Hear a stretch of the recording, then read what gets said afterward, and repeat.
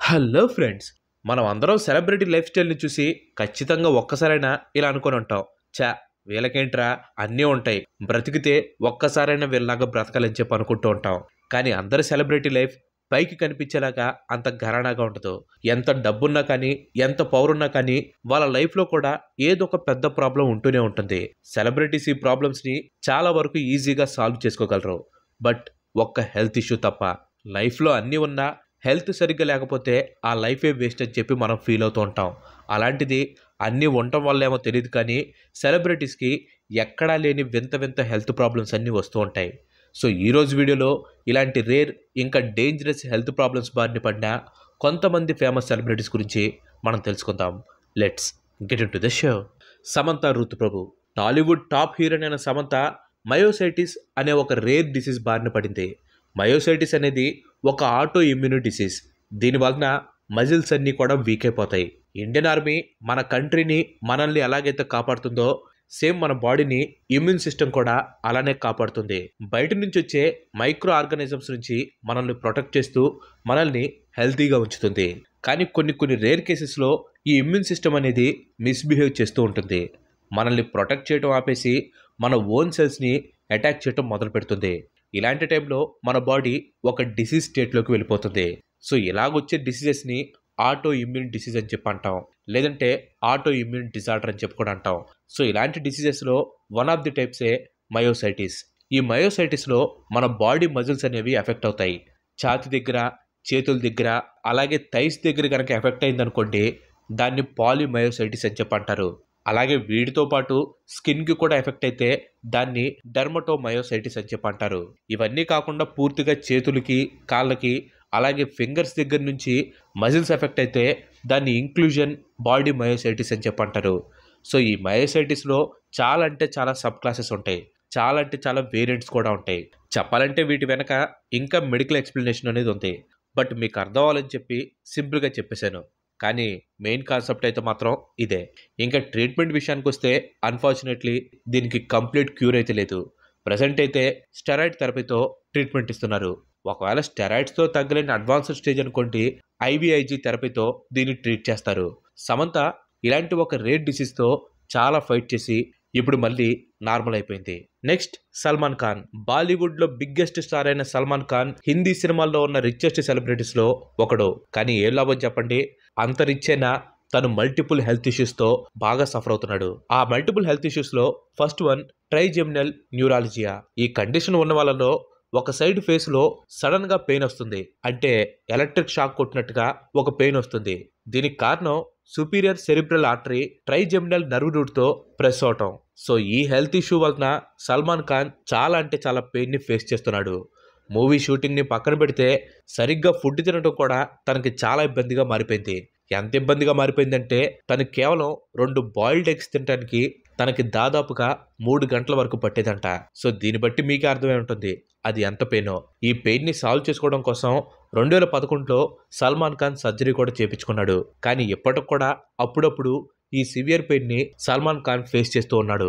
ఇంకా Salman Khan next health issue వచ్చేసి AVM, అంటే ఆర్ట్రియోవీనియస్ మాల్ఫార్మేషన్. అంటే బ్రెయిన్ లో ఉండే ఆర్టరీస్ ఇంకా వెయిన్స్ లో బ్లడ్ సప్లై అవుతూ ఉంటుంది కదా. ఈ బ్లడ్ సప్లై అనేది నార్మల్ బ్లడ్ వెజల్స్ క్యారీ చేయకుండా అబ్నార్మల్ బ్లడ్ వెజల్స్ ని క్యారీ చేస్తుంది అనుకోండి, బ్లడ్ ఫ్లోకి అంతరాయం కలుగుతుంది. అలా అంతరాయం జరిగినప్పుడు వాళ్ళ బ్రెయిన్ కి ఆక్సిజన్ అనేది సరిగ్గా అందదు. ఇదిలా ఉంటే తను ఫేస్ చేస్తున్న ఇంకొక హెల్త్ ఇష్యూ బ్రెయిన్ ఎనోరిజం. రీసెంట్ గా తను బ్రెయిన్ ఎనోరిజం తో బాధపడుతున్నట్లు సల్మాన్ ఖాన్ వెల్లడించాడు. బ్రెయిన్ లో ఉండే బ్లడ్ వెజల్స్ లో ఒకటి బల్జ్ అయితే, అంటే వాసినట్లయితే దాన్నే బ్రెయిన్ ఎనోరిజం అని చెప్పి అంటారు.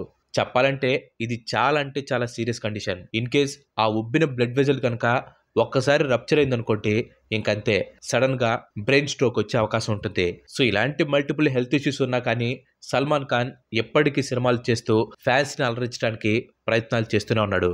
Next Amitabh Bachchan. Big B Amitabh తన కెరియర్ లో ఎన్నో ఒడిదుడుగులు చూశాడు.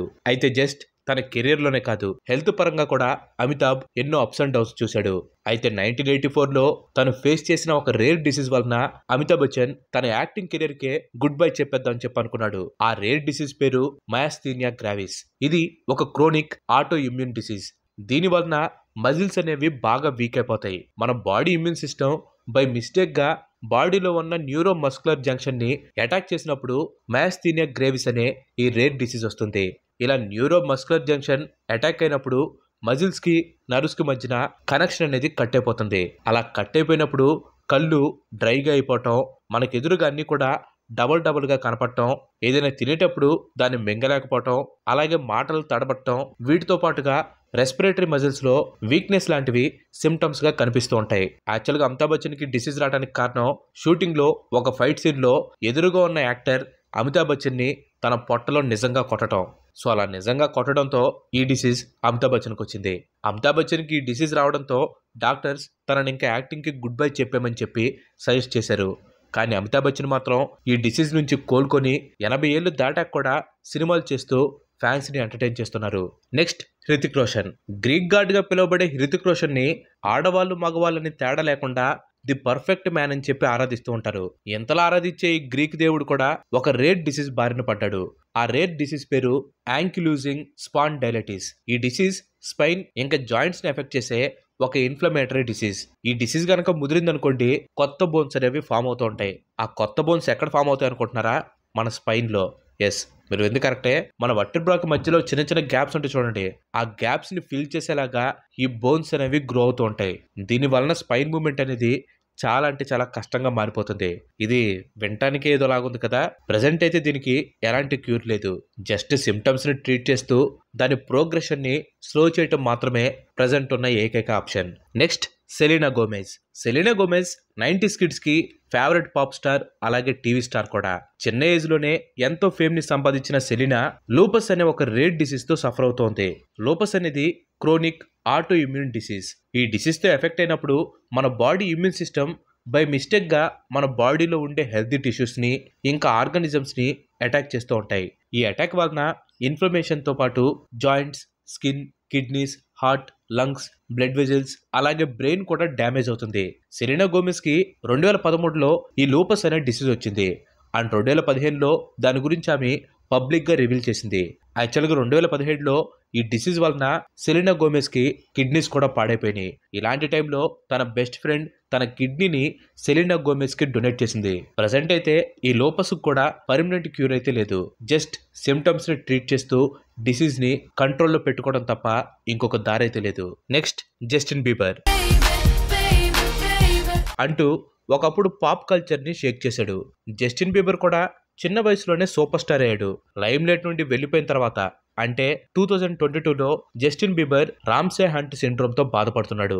ఈ రామ్సే హంట్ సిండ్రోమ్ అనేది వెరిసెల్లా జోస్టర్ వైరస్ రీయాక్టివేట్ అవటం వలన వస్తుంది. నార్మల్ గా అయితే ఈ వైరస్ వలన చికెన్ పాక్స్ వస్తుంది. సో చికెన్ పాక్స్ వచ్చి తగ్గిపోయిన తర్వాత వీక్ ఇమ్యూన్ సిస్టమ్ వలన లేదా స్ట్రెస్ ఎక్కువగా ఉండటం వలన ఆర్ వేరే ఇతర కారణాల వలన ఈ వైరస్ బాడీలో యాక్టివేట్ అయినప్పుడు ఆ వైరస్ రామ్సే హంట్ సిండ్రోమ్ కి దారితీస్తుంది. ఈ సిండ్రోమ్ వచ్చిన వాళ్ళలో మెయిన్ సిమ్టమ్ వచ్చేసి ఫేస్ ప్యారలైజ్ అవటం. అంటే ఒక సైడ్ ఫేస్ లో పెరాలసిస్ వస్తుంది. జస్టిన్ బీబర్ కూడా మెయిన్ గా ఈ ఫేస్ పెరాలసిస్ తోనే సఫర్ అవుతున్నాడు.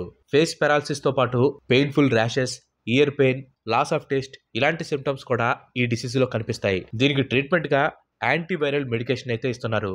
అలాగే వీటితో పాటు pain relief medicines, I care, physiotherapy ఇలాంటివి కూడా రామ్సే హంట్ సిండ్రోమ్ వచ్చిన వాళ్ళకి యూస్ఫుల్ గా ఉంటాయి. నెక్స్ట్ సెలబ్రిటీ దగ్గరికి వెళ్లే ముందు ఇంతవరకు ఈ వీడియో చూసారంటే ఈ వీడియో మీకు నచ్చిందని అనుకుంటున్నాను. మీకు కనుక నచ్చినట్లయితే ఈ వీడియోని ఖచ్చితంగా లైక్ చేయండి. అండ్ అలాగే మీరు మన ఛానల్కి ఇంతవరకు కనుక సబ్స్క్రైబ్ అయినట్లయితే మన ఛానల్కి తప్పకుండా సబ్స్క్రైబ్ అయ్యి పక్కన ఉన్న గంటని ఆల్ ఆప్షన్లో పెట్టుకోండి. ఆల్రెడీ లైక్ చేసి షేర్ చేసి సబ్స్క్రైబ్ చేసిన వారికి చాలా చాలా thanks. Next Bruce Willis. Action movie fans, ముఖ్యంగా డైహార్డ్ మూవీ సిరీస్ ఫ్యాన్స్ ఎవరైతే ఉన్నారో వాళ్ళు ఖచ్చితంగా కింద కామెంట్ చేయండి. 1980sలో హాలీవుడ్ యాక్షన్ మూవీస్ని వేరే లెవెల్కి తీసుకుని వెళ్ళింది. ఆ టైంలో వచ్చిన వన్ ఆఫ్ ది లెజెండరీ మూవీసే ఈ డైహార్డ్. దీనిలో హీరోగా నటించింది బ్రూస్ విల్లిస్. మన దగ్గర అయితే హీరోలు రింగులుగా లేదంటే పొడుగ్గా జుట్టు వేసుకొని ఉంటారు. కానీ హాలీవుడ్ లో అలా కాదు, బోడిగుండు వేసుకునే హీరోలు ఉంటారు. చెప్పాలంటే ఒక రకంగా హీరోలు బోడిగుండుతో కూడా యాక్ట్ చేయొచ్చు అని చెప్పి బ్రూస్ విల్లిస్ ప్రూవ్ చేశాడు. ఇలాంటి బ్రూస్ విల్లిస్ ఫ్రంటో టెంపోరల్ డెమటిషియా అనే రేర్ డిసీజ్ బారిన పడ్డాడు. ఇది ఒక rare neuro degenerative disease. Brain లో ఉండే frontal and temporal lobes effect అవడం వలన ఈ డిసీజ్ అనేది వస్తుంది. అండ్ ఈ డిసీజ్ లో చాలా టైప్స్ ఉంటాయి. ఈ డిసీజ్ వలన బిహేవియరల్ అండ్ పర్సనాలిటీ చేంజెస్ వస్తాయి. దీంతో పాటుగా లాంగ్వేజ్ డిఫికల్టీస్. అంటే మాట్లాడేటప్పుడు ఏ పదాలు వాడాలో వాళ్ళకి అర్థం కాదు. వీటితో పాటుగా మెంటల్ ప్రాబ్లమ్స్ కూడా వస్తాయి. ప్రెజెంట్ అయితే దీనికి సరైన ట్రీట్మెంట్ అయితే లేదు. సిమ్టమ్స్ని ట్రీట్ చేసుకుంటూ డిసీజ్ని కంట్రోల్లో పెట్టుకోవటమే. Next Venus Williams 5 times Wimbledon champion, అలాగే ఒలింపిక్ గోల్డ్ మెడలిస్ట్ కూడా. టెన్నిస్ చూసే వాళ్ళకి వీనస్ విలియమ్స్ గురించి ప్రత్యేకంగా చెప్పాల్సిన అవసరం లేదు. ఇన్ఫ్యాక్ట్ టెన్నిస్ చూడని వాళ్ళకు కూడా వీనస్ విలియమ్స్ గురించి తెలిసే ఉంటుంది. ఎందుకంటే ఎర్లీ 2000స్లో విలియమ్స్ సిస్టర్స్ చూపించిన డామినెన్స్ అలాంటిది. ఇంకా వీనస్ విలియమ్స్ విషయానికి వస్తే ఎస్ జార్జియన్స్ అనే రేర్ సిండ్రోమ్ బారిన పడింది. ఈ సిండ్రోమ్ అనేది క్రోనిక్ ఆటో ఇమ్యూన్ డిసీజ్. ఈ డిసీజ్లో ఇమ్యూన్ సిస్టమ్ బై మిస్టేక్గా బాడీలో ఉన్న మాయిశ్చర్ ప్రొడ్యూసింగ్ గ్లాండ్స్ని అటాక్ చేస్తుంది. దీంతో బాడీ అంతా కూడా డ్రై అయిపోతుంది. లైక్ మన కళ్ళు, నోరు అంతా కూడా డ్రై అయిపోతుంది. దీనివలన రెడ్నెస్, బర్నింగ్ సెన్సేషన్, కళ్ళు సరిగ్గా కనిపించకపోవటం, ఫుడ్ని మింగలేకపోవటం, సరిగ్గా మాట్లాడలేకపోవటం, టేస్ట్ తెలియకపోవటం, పంటి నొప్పి రావటం, జాయింట్స్ పెయిన్ రావటం, ఇలాంటివన్నీ కూడా ఈ సిండ్రోమ్లో సిమ్టమ్స్ లాగా వస్తూ ఉంటాయి. వీనస్ విలియమ్స్కి 2011లో ఈ సిండ్రోమ్ అటాక్ అయింది. ఈ కండిషన్ ఎఫెక్ట్ అవడంతో తను 2011 యుఎస్ ఓపెన్ నుండి విత్డ్రా చేసుకుంది. ఈ సిండ్రోమ్కి కూడా పర్మనెంట్ ట్రీట్మెంట్ అయితే లేదు. సిమ్టమ్స్ని కంట్రోల్ చేస్తూ డిసీజ్ని కంట్రోల్లో పెట్టుకోవటం ఒకటే దీనికి దారి. సో వీళ్ళు గైస్ కొన్ని రేర్ డిసీజెస్తో బాధపడుతున్న కొంతమంది సెలబ్రిటీస్. సో ఈ వీడియో యొక్క ముఖ్య ఉద్దేశం ఏంటంటే ఇలాంటి రేర్ డిసీజెస్ కూడా ఉంటాయని చెప్పి మీకు తెలియజేయటమే. సో సెలబ్రిటీని ఇన్వాల్వ్ చేసి ఇలాంటి రేర్ డిసీజ్ గురించి చెప్పానుకోండి, దీని గురించి ఇంకా ఎక్కువగా తెలుస్తున్న ఉద్దేశంతోనే ఇలా సెలబ్రిటీస్కి వచ్చిన రేర్ డిసీజ్ అనే ఒక వీడియో చేయడం జరిగింది. సో వీడియో కనుక నచ్చితే ఖచ్చితంగా లైక్ చేయండి, షేర్ చేయండి. అండ్ అలాగే మన నెక్స్ట్ ఎపిసోడ్ మిస్ కావాలనుకుంటే మన ఛానల్కి తప్పకుండా సబ్స్క్రైబ్ అవ్వండి. Thanks for watching. ఇంకో మంచి ఎపిసోడ్లో మళ్ళీ కలుద్దాం. Till then bye bye. Have next day.